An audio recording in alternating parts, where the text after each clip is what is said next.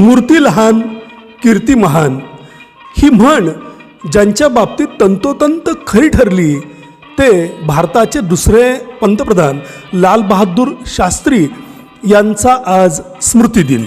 लहानपणीच पितृछत्र गमावल्यानंतर आपल्या आजोळी राहून लाल बहादूर शास्त्री यांनी शिक्षण अतिशय चिकाटीनं घेतलं. म्हणजे कित्येक मैल दूर असलेल्या शाळेमध्ये ते पायामध्ये चप्पल नसतानाही उन्हातानातून जात असत.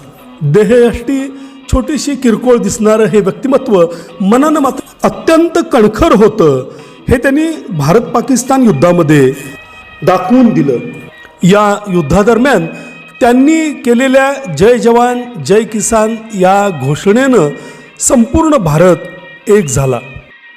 यावेळी भारतीय सेना पूर्णपणे पाकिस्तानात घुसल्या होत्या. मात्र अमेरिकेनं मध्यस्थी करून